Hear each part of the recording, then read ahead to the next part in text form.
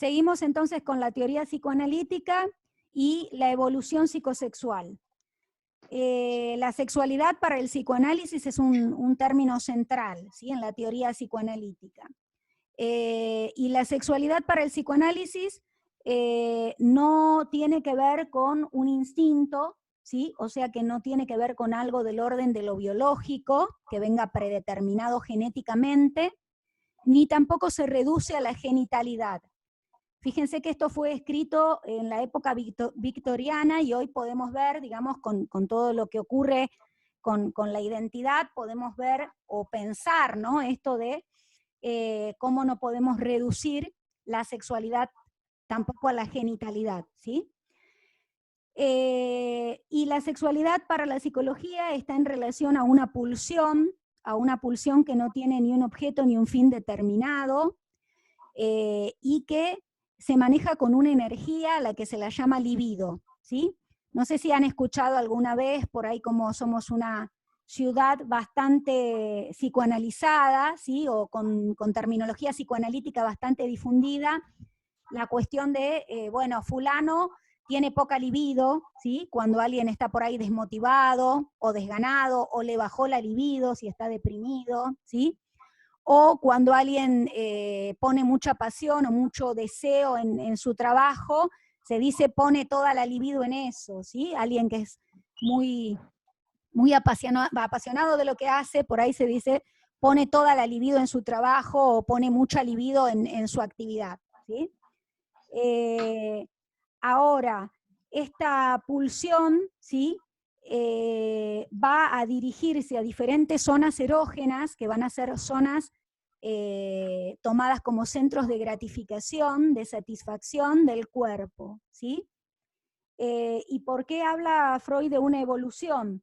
Porque va a ir evolucionando, él dice, a lo largo de la vida, van a ir evolucionando las etapas de las etapas de la evolución psicosexual, ¿sí?, de lo que tiene que ver con las zonas de gratificación y de satisfacción. Entonces, vamos a comenzar con la etapa oral, en la cual identificamos desde el nacimiento, la zona erógena va a ser la boca, e identificamos el placer en el chupeteo. El placer va a estar dado por el chupeteo, por la succión, ¿sí? Por eso la zona de gratificación estará centrada en la boca, ¿sí? Esto en el bebé, a partir del nacimiento. Si no se entiende algo, me frenan, ¿sí? ¿Está? Después Una de pregunta, las... Analia, perdón. Sí. ¿Este material está subido ya? No. No. Hoy se los voy a pasar. Hoy se los voy a pasar. Sí. ¿Y dónde le sacamos el material de estudio? Hoy se los voy a pasar el material. Ah, listo. Lo voy a pasar por mail, y me decía Adriana también que lo suba al sitio del instituto, también lo voy a subir al sitio, ¿sí? Buenísimo, gracias. La primera etapa entonces de las etapas de la evolución psicosexual se llama etapa oral. La zona erógena es la boca y es la que identificamos en el bebé, ¿sí?, con el placer o la satisfacción en torno al chupeteo, ¿sí?, a la succión.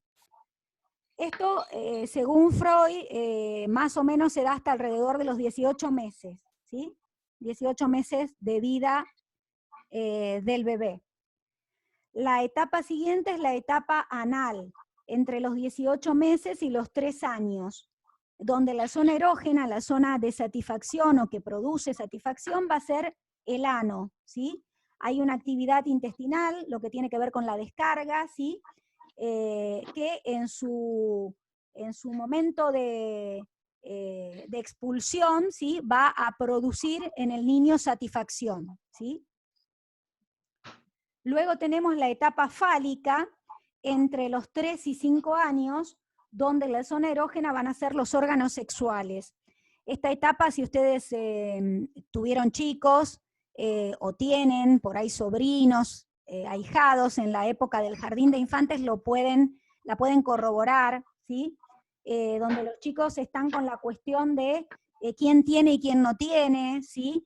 se quieren comparar, hacen preguntas al respecto, ¿sí? Con respecto a los órganos genitales, puede haber masturbación infantil, ¿sí? Están en la cuestión exploratoria respecto de su propio cuerpo, todavía no está instalado el tema del pudor, Freud lo llama diques del pudor, de la vergüenza, del pudor, que tienen que ver con el poder percibir en el niño que empieza a surgir esta cuestión bueno, del cuerpo como algo que tiene que ver con su intimidad y de impedir que hasta sus propios padres por ahí ingresen al baño cuando él está dentro, ¿sí? En determinado momento los chicos empiezan a tener registro de esto, del pudor y de la vergüenza, pero bueno, tempranamente no, esto se va a construir, ¿sí? Los chicos van a empezar a advertir que, bueno, que hay una cuestión del orden de la intimidad y que, bueno, hasta les va a generar perturbación que sus propios padres, ¿sí? Abran la puerta del baño si ellos están adentro, ¿sí? O los vean si ellos están cambiando, ¿sí? Después empieza a aparecer esto. En sí sería la etapa exploratoria y de preguntas, ¿no? Hay preguntas, en los chicos hay preguntas todo el tiempo, sí, sí. Lo que por ahí vemos en la etapa fálica como más exacerbado es esto que les decía, podemos ver en el jardín y por ahí hasta se comparan, ¿viste? Las nenas con los nenes, vos tenés, vos no tenés, ¿sí? En relación al pene, ¿no? Vos te va a crecer, o sea, la diferencia sexual anatómica, la empiezan a detectar, a descubrir, empiezan a tener curiosidad con respecto a esto, ¿sí? Acá vemos cómo está, digamos, todo en torno a los órganos sexuales, ¿sí? Al sentir curiosidad respecto de esto, ¿sí?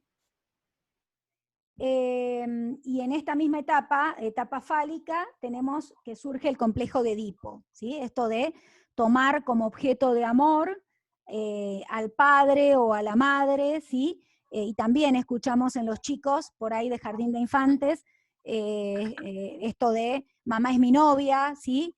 O me voy a casar con papá, o a veces en los chicos parados se ve que muestran celos, ¿sí? O se juegan cuestiones del orden de la rivalidad con la nueva novia de papá o con el nuevo novio de mamá, ¿sí?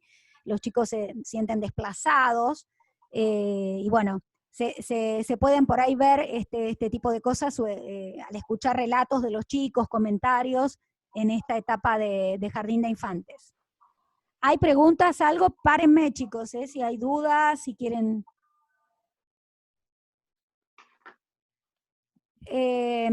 seguimos si no. El siguiente periodo es el periodo de latencia, se llama periodo de latencia o segunda infancia, y es el periodo que va hasta la adolescencia, ¿sí? Se llama de latencia porque los impulsos sexuales en este periodo, que más o menos coincide con el ingreso de los chicos a la escolaridad, a primer grado, los impulsos sexuales quedan como adormecidos, como latentes, ¿sí? Y el niño tiene que adaptarse, ¿sí? De alguna manera a las imposiciones de la sociedad y de la cultura, ¿sí? Lo que se le permite a un chico en el jardín de infantes, esto de, bueno, yo uso bombacha, yo uso... Bueno, todo esto en el colegio primario no existe, ¿sí? En el colegio primario los niños van internalizando normas y pautas de comportamiento y tienen que también volcar su libido hacia el estudio, ¿sí? Hacia las demandas de la institución escolar, ¿sí? Por lo tanto, todo esto va a quedar en estado latente, por eso se llama periodo de latencia. ¿Esto se entiende, chicos? Sí. ¿Sí? Bien. Sí. Y luego tenemos la etapa genital, que surge en la adolescencia, durante la pubertad, y a partir de las transformaciones madurativas, ¿sí? Se vuelve a centrar la atención en los órganos genitales, ¿sí?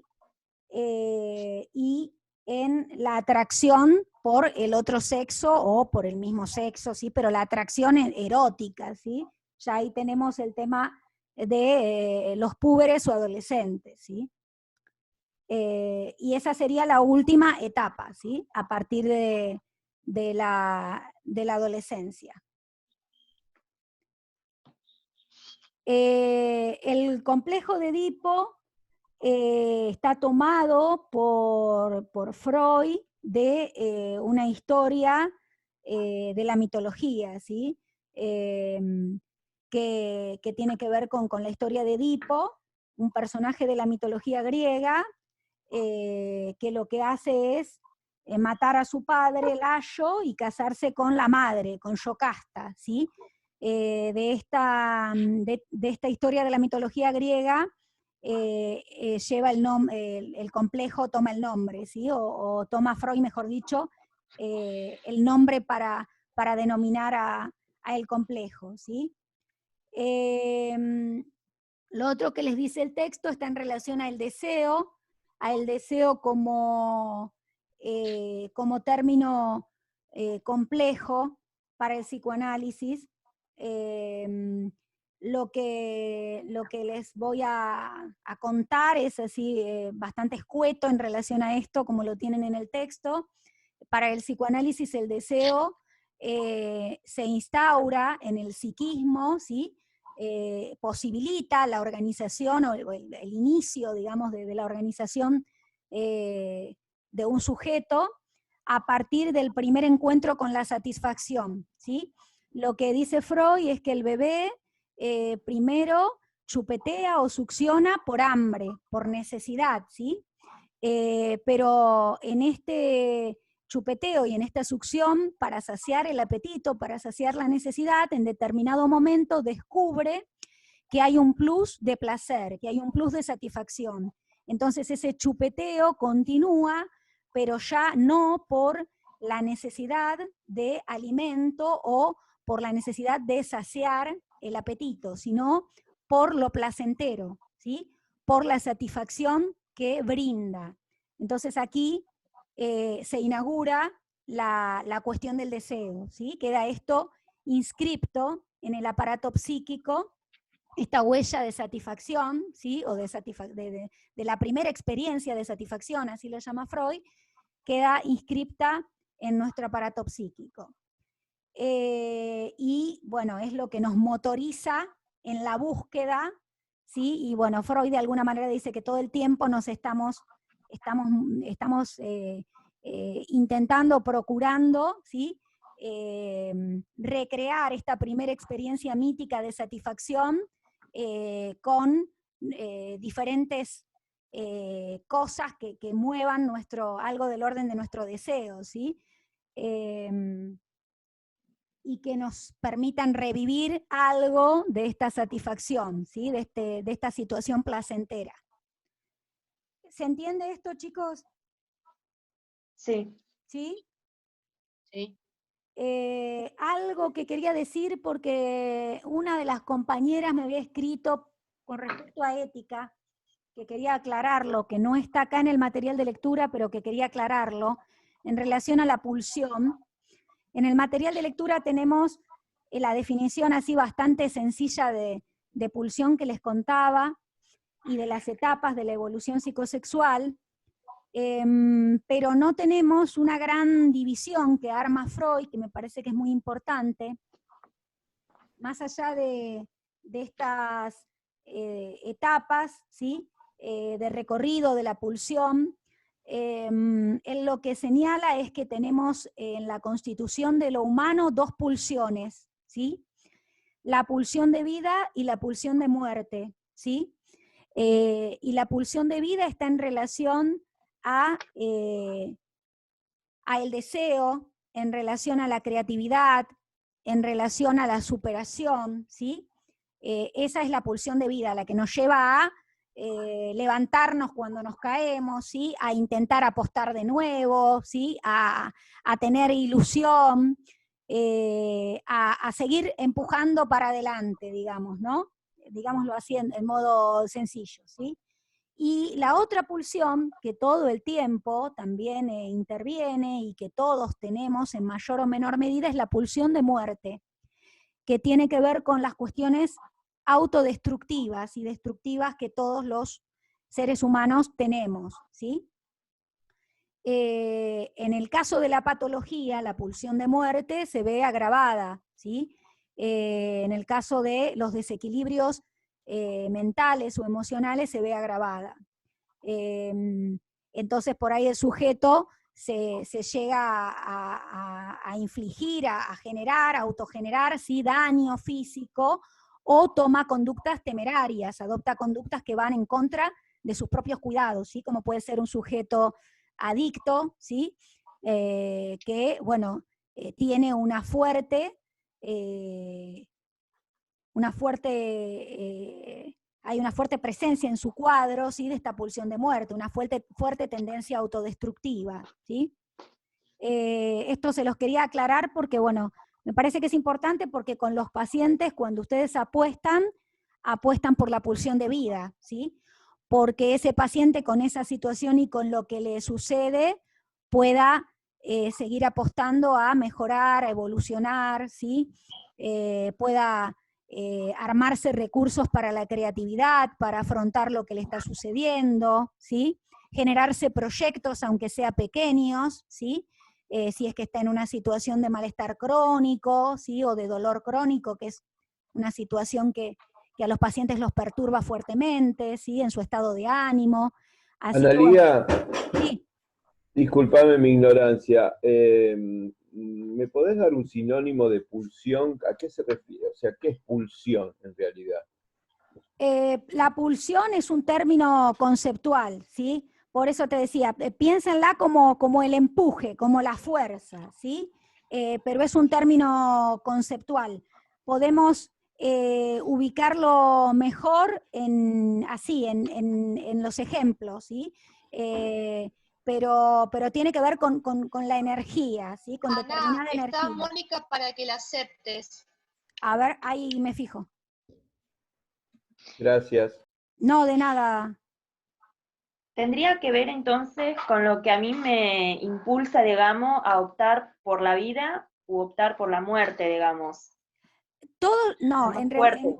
en realidad, Janina, todos los seres humanos tenemos ambas tendencias pulsionales, ¿sí? No hay alguien que solamente tenga pulsión de vida al 100%, ¿sí? No, lo que Freud señala es que todos tenemos Las dos. las dos, todos tenemos las dos, y esto lo podemos ver, porque a veces, sin Sí. llegar a un cuadro patológico, a veces nosotros hacemos cosas que nos terminan haciendo daño, ¿sí? Y tropezamos varias veces con la misma piedra, ¿sí? Decimos, bueno, ¿por qué si yo sé que esto me termina haciendo daño, vuelvo al mismo lugar, ¿sí? O me encuentro en el mismo tipo de relación. Muchas veces esto lo podemos ver sin llegar al punto de lo patológico, lo podemos ver en comportamientos que nosotros adoptamos, ¿sí? Claro. Están las dos. Lo que yo digo es que en la patología o en los cuadros patológicos vemos que la pulsión de muerte que lleva a lo tanático, dice Freud, ¿sí? a conductas autodestructivas o destructivas, bueno, está exacerbada, ¿sí? Está exacerbada en su potencial, ¿sí? Entonces, en esta parte de lo que es la punción dentro de lo que es la rama de la psicología entraría lo que es la psicopatología, ¿no? Desde ahí se vería la perspectiva si puede necesitar otro profesional, en el caso de que sea la punción de la muerte la que está llevando más a flote o más afuera el paciente. Sí, totalmente, Silvia, totalmente. En el caso de ver exacerbada la cuestión autodestructiva en un paciente, uno tendría que pensar, y uno a veces lo ve, ¿no? Con esos pacientes que se ponen en riesgo. En un momento tuve un paciente muy grave y tuve que directamente decirle, por ejemplo, que él conducía y no vivía cerca, entonces venía de lejos, ¿sí? Manejando, y bueno, en un momento tuve que que señalarle la imposibilidad de continuar con la atención si continuaba viajando y manejando por él mismo, digamos, manejando, ¿sí? Porque no sentía que no se estaba cuidando, ¿sí? O que no estaba en condiciones de manejar, ¿sí? Uno si llega a advertir algo de este orden, bueno, puede indicarle al paciente, bueno, nada, poner determinada condición como para que haya algo del orden del cuidado, ¿sí? Bueno, gracias, Ana. No, de nada, Silvia. Está esto, chicos, la forma en la que yo lo pensaría, Gustavo, me quedé con tu pregunta y sé que es un término conceptual y complejo, la pulsión, la forma en la que más me gusta, pulsión como pulso, ¿sí? Como impulso, desde ese lugar, ¿sí? Como energía. Desde ese lugar me parece, Gustavo, que por ahí podemos bajar un poco el concepto, ¿sí? Sí, está bien, ahora sí, gracias. No, de nada. Bueno, lo último, porque no quiero hacer ensalada, porque sé que son términos complejos y quiero que también lean, y después obviamente voy a subir el Power. Yo les aviso cuando subo el Power, porque bueno, todavía me quedan 2 parciales, trabajos prácticos parcial de preparar, traté de resolver rápidamente, pero bueno, son un montón de materias que tengo que terminar de armar esas evaluaciones, así que voy a terminar eso y les voy a avisar cuando suba, por supuesto, los Power con estas explicaciones también, ¿sí? Pero vamos a terminar con aparato psíquico.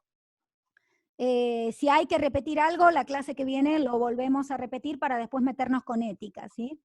En respecto de la teorización del aparato psíquico, Freud arma una primera teoría y una segunda teoría, ¿sí? Me está avisando, chicos, si se corta volvemos a entrar, que en 10 minutos se va a cortar, ¿sí? Me está avisando ya la compu.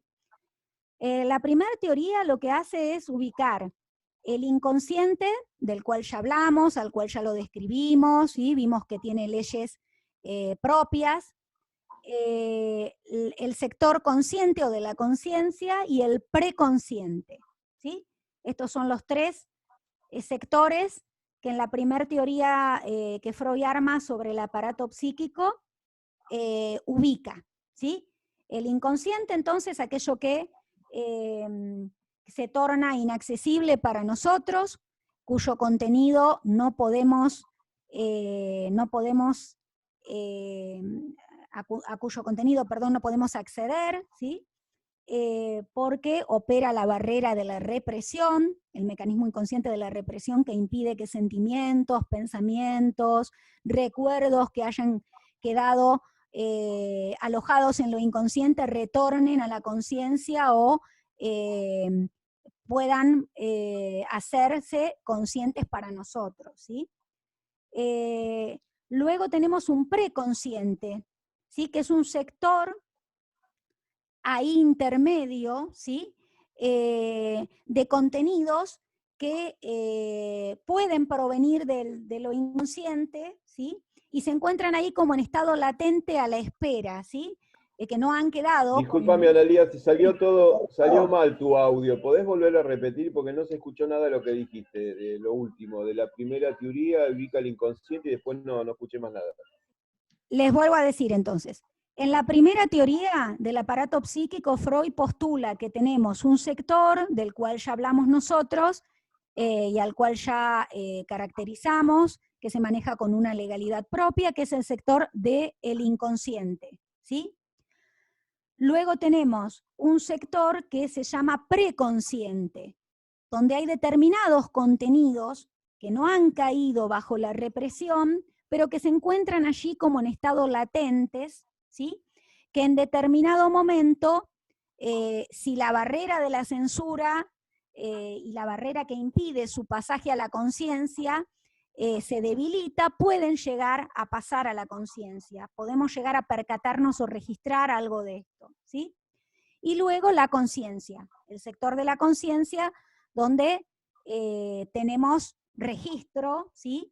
y donde aparecen ideas, pensamientos, cuestiones que no han caído bajo la represión y por lo tanto a las que nosotros podemos acceder, ¿sí? Estos son los 3 sectores que él ubica en la primera teoría, ¿sí? El sector Y del usted, inconsciente, un sector intermedio al que llama preconsciente y la conciencia, ¿sí? y profe, ustedes los psicólogos trabajan con el la parte consciente, digamos. Tienen solamente accesos a eso, digamos, ¿no?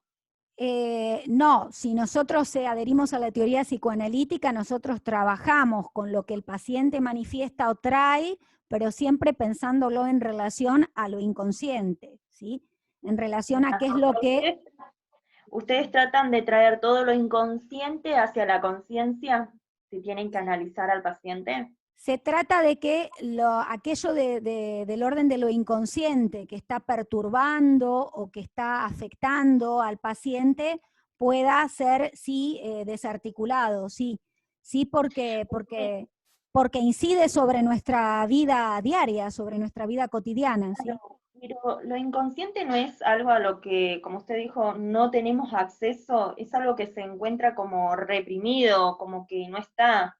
No tenemos acceso, pero a través del tratamiento psicoanalítico, ¿sí?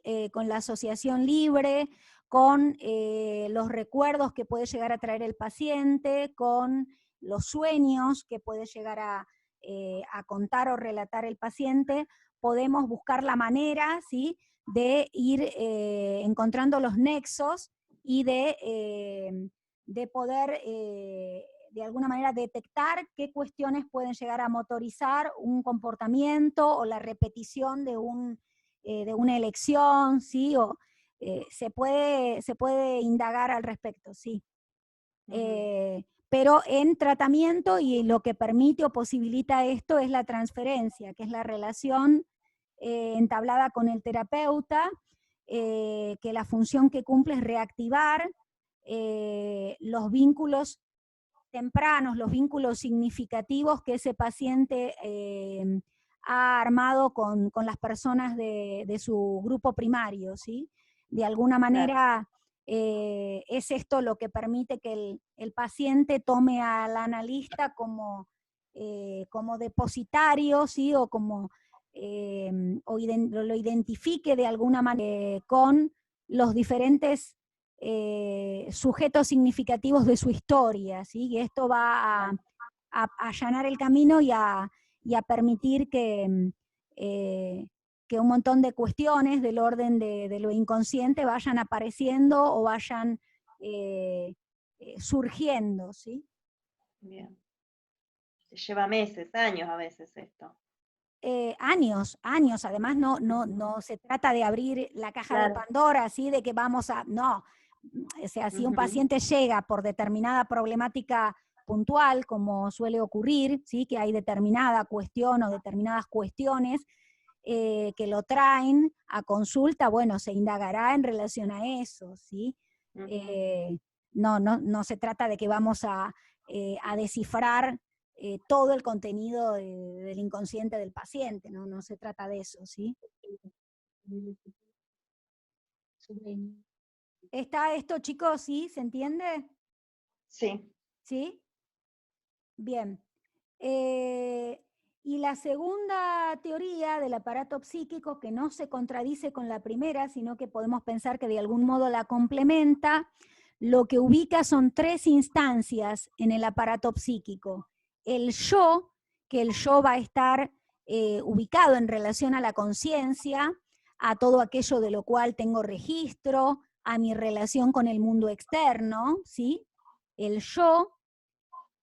El ello es el que prima en el orden del inconsciente, ¿sí?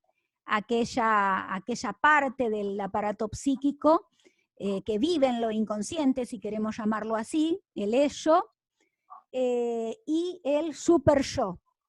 El super yo tiene que ver con la internalización de la ley. Y tiene que ver con, Freud también lo llama, la conciencia moral, ¿sí? Tiene que ver con cómo un sujeto en determinado momento de su desarrollo, esto sucede con los niños, como les contaba antes con el pudor, va internalizando lo que sí se puede y lo que no se puede, lo que está bien y lo que está mal, ¿sí? Y aparece también la conciencia de culpa, esto que vemos en ética, la posibilidad de advertir o pensar, bueno, ¿qué hice, no? ¿Qué dije cuando actué de alguna manera no adecuada, ¿sí? En los niños podemos comprobar o corroborar que las cosas andan sobre rieles cuando, por ejemplo, un niño miente y se ruboriza porque sabe que está mintiendo, ¿sí? Porque ya hay algo de esta conciencia moral o de este super yo, ¿sí? Que se ha internalizado, que se empieza a construir, a conformar, y por lo tanto lo hace repensar su accionar, ¿sí? Por ahí miente, pero se pone todo colorado porque sabe que está mintiendo, ¿sí? Ahí empieza a haber un registro de que está obrando mal, ¿sí? Este es un ejemplo, ¿no?